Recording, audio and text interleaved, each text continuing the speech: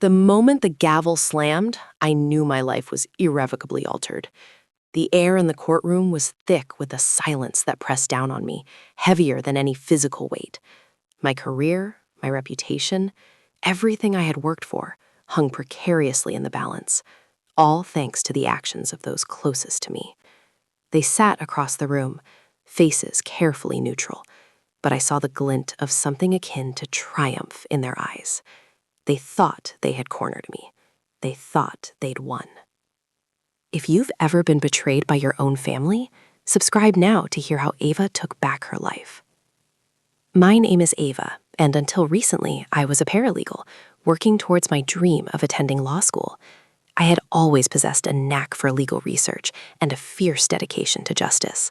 I thrived in the complex world of legal documents and courtroom proceedings, and my colleagues often sought my advice, even though I wasn't yet a fully qualified attorney. I meticulously studied every case, every precedent, fueled by an unwavering desire to make a difference. I spent countless late nights poring over textbooks, sacrificing weekends and social events to master the intricacies of the law. My family, or so I thought, was my biggest support system.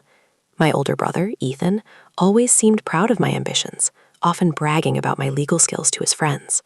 My Aunt Carol, a successful businesswoman, frequently praised my work ethic and offered encouragement, even hinting at future financial support for my law school tuition. They knew how much this meant to me, how deeply ingrained this dream was within my very being. I believed in them implicitly, trusting their words and their unwavering facade of support. That's what made their actions so unbelievably painful. It all started subtly, whispers and hushed conversations whenever I entered a room, uncomfortable silences that descended the moment I joined a family gathering. I initially dismissed it as paranoia, a product of the immense stress I was under while juggling work and studying. However, the unease grew, festering beneath the surface of our interactions. Then came the anonymous complaint filed with the state bar, accusing me of practicing law illegally. The accusation was vague, yet damaging. The complaint alleged I had been offering unauthorized legal advice and representing clients without proper credentials. The bar launched a formal investigation, demanding documentation and interviews. My world began to crumble. The weight of the investigation consumed me. I struggled to concentrate at work, my research became sloppy, and my anxiety skyrocketed. Sleepless nights were spent replaying past conversations, dissecting every interaction for any possible misstep that could have triggered such an accusation. I started to isolate myself, withdrawing from friends and colleagues, fearing their judgment and scrutiny. The person I trusted most was one of them.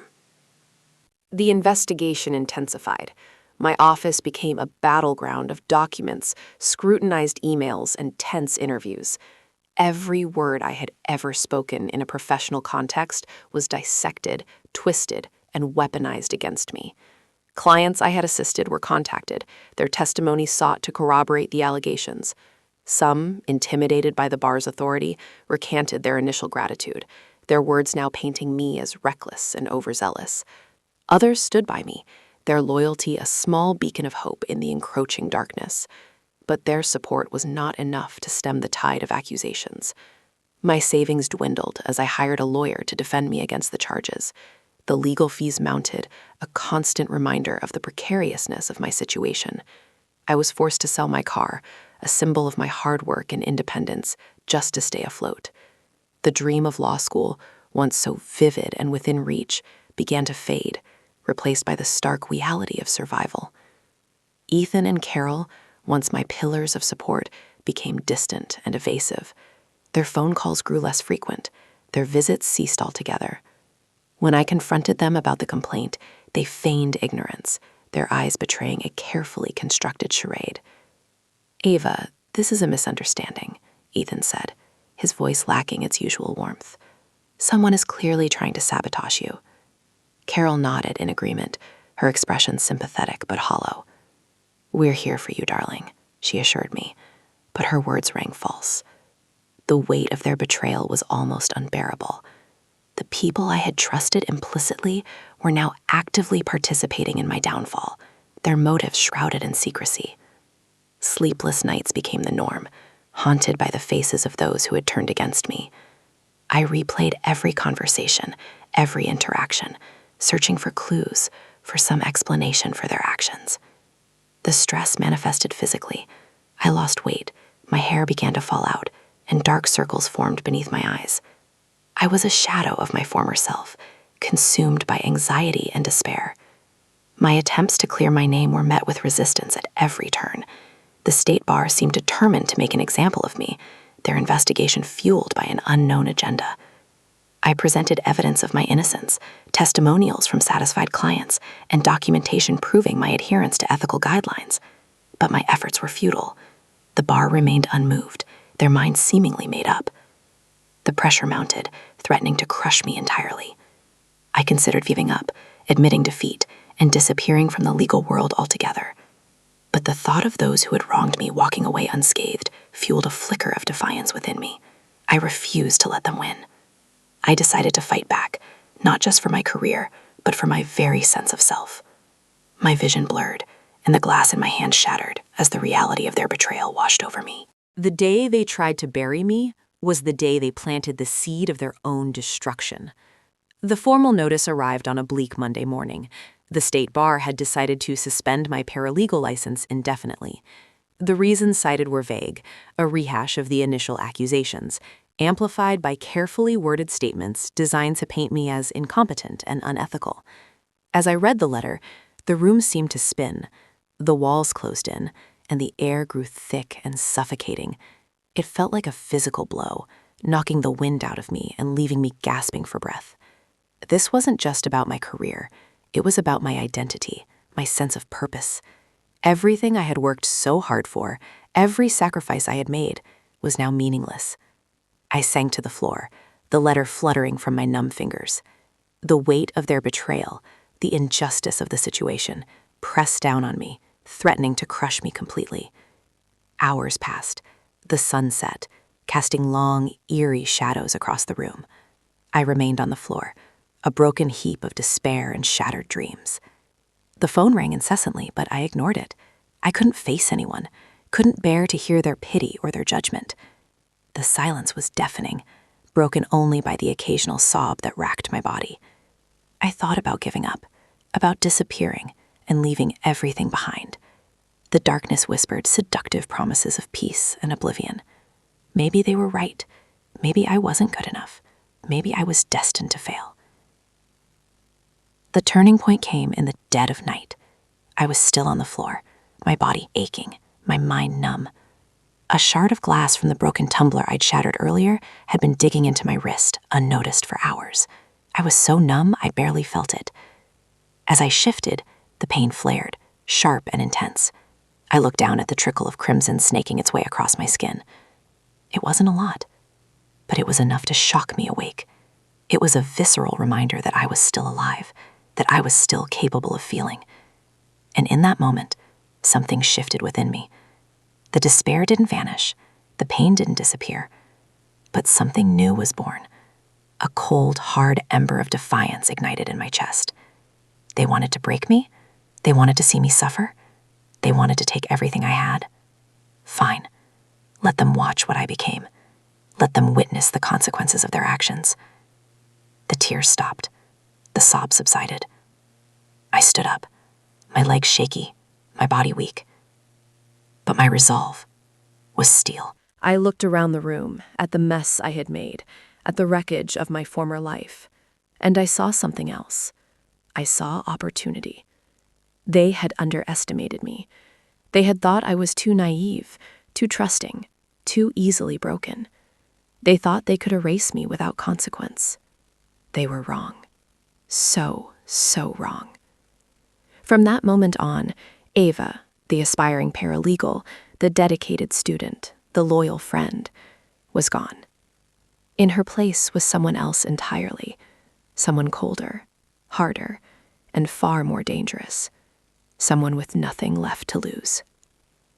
I walked into the bathroom and stared at my reflection. The woman staring back was a stranger, her eyes burning with a fierce, unyielding intensity. I washed my face, scrubbing away the remnants of tears and despair. I bandaged my wrist, the crimson stain a stark reminder of what they had done to me. Then I began to plan. I would not confront them directly. I would not engage in petty arguments or emotional outbursts. I would be methodical, strategic, and ruthless. I would use their own weapons against them. I would expose their lies, their secrets, and their betrayals. I would dismantle their lives piece by piece until they were left with nothing. They thought they were untouchable. They thought they were above the law. They were about to learn a very painful lesson. Their biggest weakness? They thought they were untouchable. The first step was to gather information. I needed to know everything about them, their finances, their relationships, their secrets. I would become a silent observer, a ghost in their lives, watching and waiting for the perfect moment to strike. I smiled, a slow, deliberate curve of my lips that held no warmth, no humor. Only cold, calculating determination. The game had changed, and I was about to win. I said nothing. They thought I was done, but I was counting every second. I smiled. I played their game, but I was recording everything. My first step was converting my apartment into my personal war room. The spare bedroom, once intended as a cozy guest space, became my strategic command center. I invested in a high-powered computer, surveillance equipment, and forensic software. Every transaction, every phone call, every piece of digital communication became data for me. I started with Ethan. His arrogance was his weakness. He believed himself to be untouchable, a master manipulator who could outsmart anyone. I started by scrutinizing his financial records, and it didn't take long to uncover a trail of shady dealings. He was involved in an elaborate scheme, funneling money from his company into offshore accounts. The evidence was damning: falsified invoices, shell corporations, and a series of complex transactions designed to evade taxes. It was textbook fraud, and I meticulously documented every detail. Then I turned my attention to Carol. Her public image was impeccable: a successful businesswoman, a generous philanthropist, and a respected member of the community. But beneath the veneer of respectability, she harbored a dark secret. Her company had been systematically polluting a local river, dumping toxic waste under the cover of darkness to save money on disposal costs. I needed proof, and I knew it wouldn't be easy to obtain. I purchased hidden cameras and installed them near the riverbank, carefully camouflaged to avoid detection. I also invested in drone technology, using it to conduct aerial surveillance of her company's property. It took weeks of painstaking observation, but finally I captured the evidence I needed: clear, irrefutable footage of trucks dumping barrels of toxic waste directly into the river. The environmental damage was catastrophic, and the legal ramifications would be devastating for Carol. I found an encrypted messaging app and began communicating with a contact I'd established in my paralegal days, a former forensic accountant with a penchant for uncovering hidden assets. He was expensive, but he was worth every penny. I fed him the information I had on Ethan's financial dealings and Carol's environmental crimes, and he helped me build an airtight case against them. He guided me on how to present the evidence in a way that would be irrefutable in court, ensuring that their lawyers wouldn't be able to poke holes in my accusations. During this time, Ethan and Carol attempted to reach out, feigning concern for my well-being. I played along, meeting them for lunch, acting as if everything was normal. Inside, I was seething with rage, but I kept my emotions carefully concealed. I knew that any display of anger or suspicion would alert them to my plan, and I couldn't risk that. I needed to keep them close, to lull them into a false sense of security. "Ava, we're so sorry about what happened," Ethan said, his voice dripping with insincerity. "We know this must be a difficult time for you." I smiled weakly, pretending to be touched by his concern. "Thank you, Ethan," I replied. "It means a lot to me." Carol chimed in, her expression equally disingenuous. "We're here for you, darling," she said. "Anything you need, just let us know." I nodded, my eyes fixed on their faces, memorizing every detail of their expressions. "I appreciate that," I said. "I just need some time to process everything." As they spoke, I was secretly recording the conversation on my phone, the audio file another piece of evidence in my growing arsenal. Their words, their tone, their body language, every detail was meticulously documented. I was building a complete picture of their deception, a record of their betrayal that would be impossible to deny.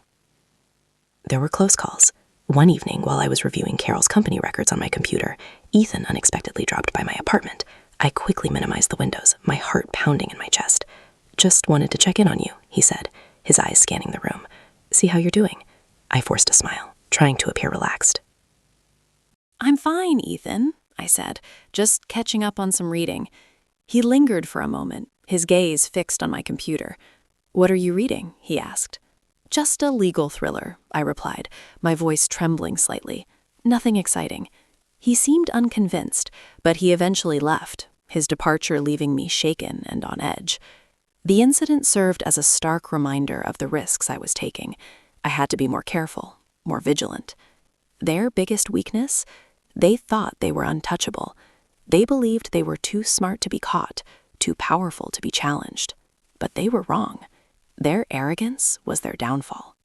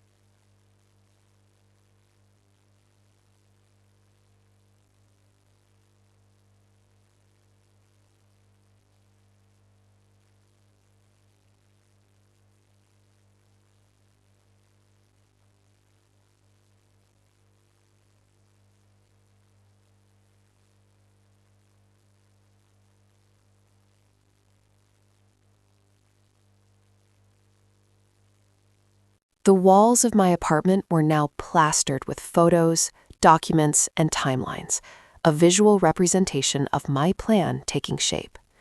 Ethan and Carol were like puppets, and I was slowly tightening the strings. I discovered something else about Ethan, a gambling addiction that had spiraled out of control. He was deeply in debt, owing large sums to some very unsavory characters. This explained his desperation for the offshore accounts. He needed the money to pay off his debts. I anonymously tipped off one of his creditors, providing them with details about his hidden assets. I knew they wouldn't hesitate to collect, and their methods wouldn't be gentle. This was phase 1 of his downfall: financial ruin and the unwelcome attention of dangerous people. For Carol, the trap was more intricate. I knew she was planning a major charity gala, a lavish affair designed to boost her public image and deflect attention from the environmental damage her company had caused. It was the perfect opportunity to expose her hypocrisy. I created a website that looked identical to the charity's official page, but with one crucial difference. It contained hidden links to the evidence I had gathered about her company's pollution. The drone footage, the environmental reports, the testimonies from affected residents, all of it was there, easily accessible to anyone who knew where to look. Then, I sent out anonymous invitations to the gala to a select group of journalists, environmental activists, and government regulators. The invitations were elegant and understated, but they contained a subtle message: the truth will be revealed. I knew that once those people saw the evidence, Carol's reputation would be shattered beyond repair. The gala was scheduled for a Saturday night. I spent the entire day preparing, meticulously checking every detail of my plan. I had a burner phone ready, loaded with the evidence and pre-written messages to send to the press. I had also arranged for an anonymous drone flight over the gala, timed to coincide with Carol's speech. The drone would display a massive banner with the words "toxic lies," ensuring that everyone in attendance knew the truth about her company. As the evening approached, my anxiety reached fever pitch. I knew that once I set my plan in motion, there would be no turning back. This was the point of no return. I took a deep breath, reminding myself of everything they had done to me: the injustice, the betrayal, the attempt to erase me from existence. I wouldn't let them get away with it. It was time for them to face the consequences of their actions. Dressed in a simple black dress, I made my way to a nearby coffee shop, positioning myself where I could observe the entrance to the gala venue. I watched as the guests arrived, dressed in their finest attire, oblivious to the storm that was about to break. I saw Ethan and Carol, smiling and greeting their guests, basking in the illusion of their success. I felt a surge of anger, but I quickly suppressed it. I needed to remain calm, focused, and in control. The exact day they tried to end me, I exposed the truth. I checked my watch. It was almost time. I took out my burner phone and began sending the messages to the journalists and regulators. Each message contained a link to the hidden pages on the fake charity website. I watched as people started checking their phones, their expressions changing from polite smiles to looks of shock and disbelief. The truth was spreading like wildfire. At that moment, Carol stepped onto the stage to deliver her speech. She began with the usual platitudes about philanthropy and community service, her voice smooth and confident.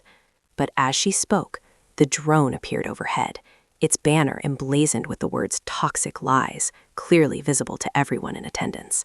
A collective gasp swept through the crowd. Carol's face turned pale. She tried to continue her speech, but her voice faltered.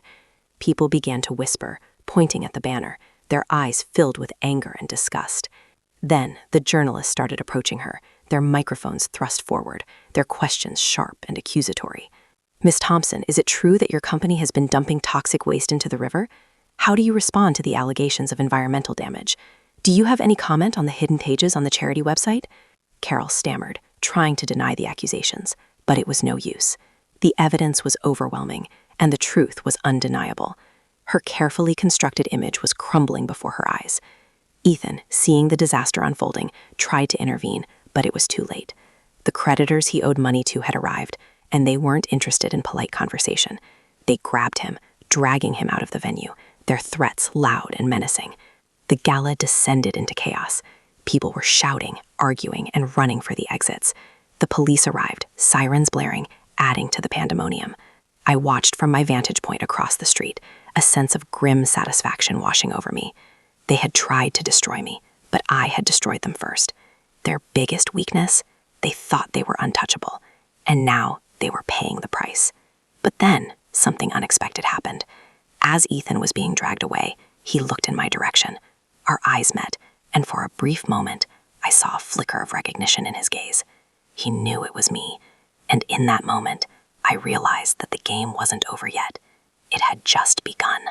The next morning, the news was plastered with headlines about Carol's environmental crimes and Ethan's financial misdeeds. The photos from the gala, the drone footage, the leaked documents, it was all there, exposed for the world to see.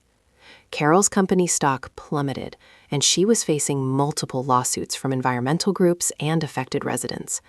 Her reputation was in tatters, and she was ostracized from the community she once dominated. Ethan's creditors came calling, and they weren't satisfied with just his hidden assets. They seized everything he owned: his house, his cars, his investments. He was left penniless and facing potential jail time for fraud. But the worst part for them was the public humiliation. Their names were synonymous with deceit and corruption, their legacies tarnished forever. I watched it all unfold from my apartment, a sense of quiet satisfaction washing over me. It was over. Or so I thought. A week later, I received an anonymous package in the mail. Inside was a single photograph, a picture of me, taken through my apartment window. It was a clear message. They knew where I was. Fear gripped me. I had underestimated them. They weren't just going to accept their defeat. They were going to retaliate. I knew I had to disappear, to protect myself from their wrath. I packed a bag, gathered my essential belongings, and left my apartment, leaving my old life behind. I changed my name, moved to a different state, and started over. It wasn't easy, but I was determined to survive. I knew they would be looking for me, but I was prepared. I had learned a lot from them, and I was no longer the naive, trusting person they had once known. I was stronger, smarter, and more resourceful. Years passed. I built a new life for myself, far away from the world I had left behind. I never forgot what they had done to me, but I refused to let it consume me. I focused on healing, on rebuilding, on finding peace. Then, one day, I received a news alert on my phone. Carol Thompson had been arrested for obstruction of justice. She had attempted to bribe a witness in her environmental pollution case, a desperate attempt to avoid jail time. The evidence was overwhelming, and she was facing serious charges. A small smile crept across my face. Justice was finally being served. A few months later, I received another news alert. Ethan Sterling had been found guilty of fraud and embezzlement. He was sentenced to several years in prison. His downfall was complete. They had lost everything: their money, their power, their reputations. They were reduced to nothing. I felt a sense of closure, a release of the anger and resentment that had consumed me for so long. They had paid the price for their actions. They had learned that you can't betray someone and expect to get away with it. Their arrogance was their downfall. And I just smiled. It wasn't a happy smile or a triumphant smile. It was a quiet smile, a knowing smile. A smile that said, "I survived." Revenge isn't sweet. It's necessary. It's a way to reclaim your power, to stand up for yourself, to say, "You can't hurt me anymore." And sometimes it's the only way to find peace. Would you have done the same? Let me know in the comments. Subscribe for more stories of justice.